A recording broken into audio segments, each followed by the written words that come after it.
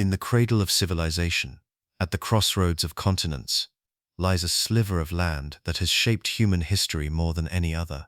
It is a story not of years, but of epochs, a narrative written not in ink, but carved in stone, sand, and soul. Before kingdoms and prophets, there was the land itself, harsh and beautiful, a canvas awaiting the first strokes of human ambition. Here, early humans left their first marks, small bands of hunter-gatherers navigating ancient riverbeds. Millennia passed, the Neolithic Revolution arrived. People began to settle, to farm the Fertile Crescent. They cultivated wheat and olives, domesticating the landscape, laying the very first foundations of society. This land became a vital corridor, a bridge connecting the great empires of Egypt and Mesopotamia. Caravans of traders brought spices, textiles, and ideas, sowing the seeds of culture and conflict. In this crucible of commerce and culture, the Canaanites built the first city-states, their walls rising from the earth. This was a land of 100 gods and 1,000 beliefs, a place where history was waiting to be ignited. Into this tapestry of city-states and empires, a new people emerged, with a revolutionary idea, the belief in a single, unseen God. They were the Hebrews, later known as the Israelites. Their story, recorded in the Tanakh, would become the foundation for 3 world religions. Their tribes united, forming a kingdom. Its second king, David, conquered a small Jebusite stronghold and made it his capital. He named it Jerusalem, a name that would echo through eternity, a focal point of faith and a flashpoint of conflict. His son Solomon transformed the city, building the first temple, a wonder of the ancient world, to house the Ark of the Covenant. Jerusalem became the heart of Jewish spiritual life, a center for pilgrimage, prayer, and sacrifice. But the Golden Age was fleeting. After Solomon's death, the kingdom fractured, splitting into Israel in the north and Judah in the south. Weakened and divided, they became vulnerable to the ambitions of the rising empires that surrounded them. The Age of Empires dawned with brutal force. In 722 BCE, the mighty Assyrian army swept down from the north, conquering the kingdom of Israel. Its people, the so-called 10 lost tribes, were deported and scattered, their identity dissolving into the sands of history. A century later, it was Judah's turn. The Babylonian king, Nebuchadnezzar, laid siege to Jerusalem. In 586 BCE, the city fell. Solomon's temple, the center of Jewish existence, was utterly destroyed. The Jewish elite were marched into exile in Babylon, a traumatic event that would forever shape Jewish consciousness. Yet, even in exile, their identity did not die. It was refined. Synagogues began to replace the temple as centers of community and prayer. Decades later, a new power, Persia, conquered Babylon. Its king Cyrus the Great allowed the Jews to return and rebuild their temple. The Second Temple rose, but the land remained under foreign control. Persians gave way to Greeks under Alexander the Great. Then came the Romans, whose engineering prowess was matched only by their military might. They imposed order with an iron fist.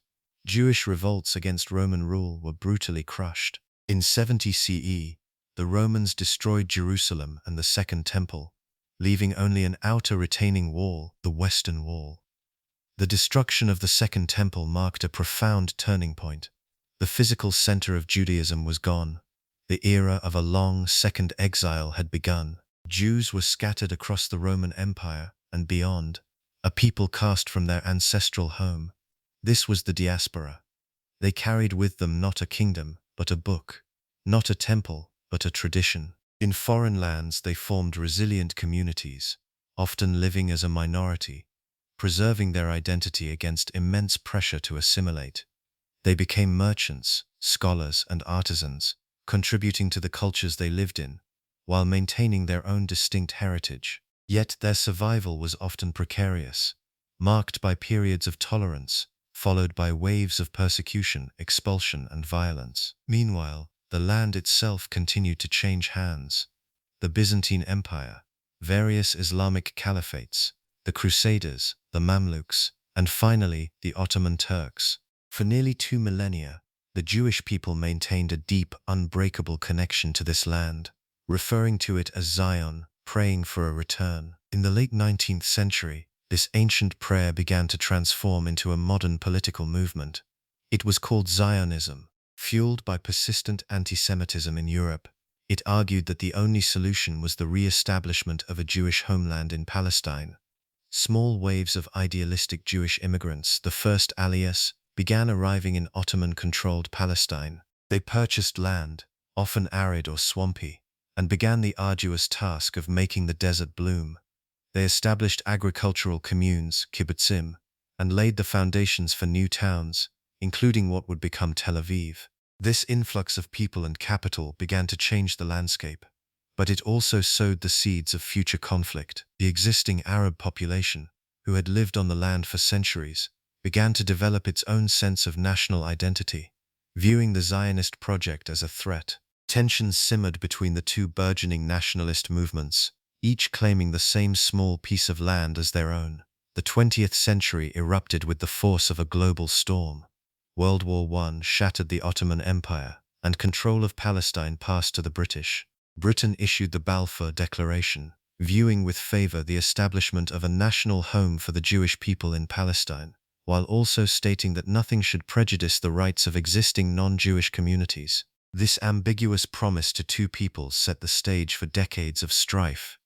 Jewish immigration increased, and so did Arab resistance. Riots and revolts erupted throughout the 1920s and 30s. Both communities formed armed militias to protect their interests. Then, in Europe, the darkest chapter of human history unfolded: the Holocaust, the systematic murder of 6 million Jews by Nazi Germany. For the Jewish people, the catastrophe created an unimaginable trauma and an ironclad conviction. The necessity of a sovereign state for their survival was no longer a theory, but an absolute imperative. Britain, exhausted by war and unable to control the escalating violence, turned the problem over to the newly formed United Nations. In 1947, the UN voted to partition Palestine into two states, one Arab and one Jewish, with Jerusalem to be an international city. The Jewish community accepted the plan. The Arab states and the Palestinian leadership rejected it. The stage was set for war. On May 14, 1948, as the last British forces withdrew, David Ben-Gurion stood before a crowd in the Tel Aviv Museum and declared the establishment of the State of Israel. A 2,000-year-old dream had been realized. A state for the Jewish people was reborn in its ancient homeland.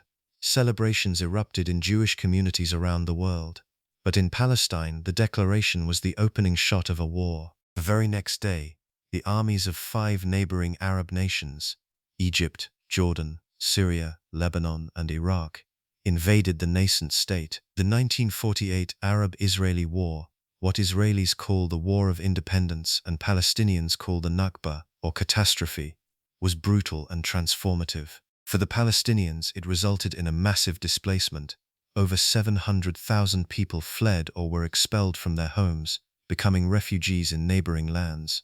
Their villages were destroyed, their society shattered, creating a refugee crisis that remains unresolved to this day. Against all odds, the new Israeli state survived the invasion. When the fighting ended in 1949, Israel controlled more territory than the UN plan had proposed.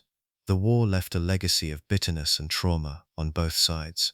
A new reality was forged in fire, a reality of a sovereign Israel and a stateless Palestinian people. Out of the ashes of war, Israel embarked on an unprecedented project of nation-building. The new state's first priority was the ingathering of the exiles. Hundreds of thousands of Jews from Arab lands, facing persecution in their home countries, found refuge in Israel, doubling its population in just 3 years. The nation developed at a breathtaking pace. Cities expanded, a modern economy was built, and Hebrew, the ancient language, was revived for the modern world.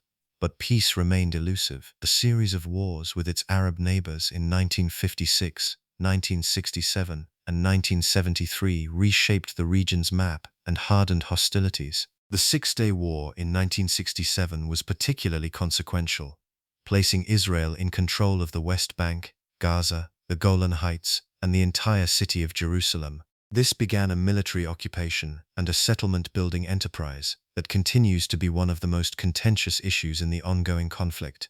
Despite the persistent conflict, modern Israel is a vibrant, complex, and deeply democratic society for its citizens. It is a world leader in technology and innovation, the Silicon Wadi. It is a tapestry of cultures, a blend of secular and religious, of ancient traditions and cutting-edge modernity. The story of this land is one of impossible survival and unresolved tragedy, a story of ancient identity and modern conflict, a story that is far from over. Its future, like its past, will be carved from the same stone, contested on the same sacred ground, and written by the hopes and fears of all who call this land home.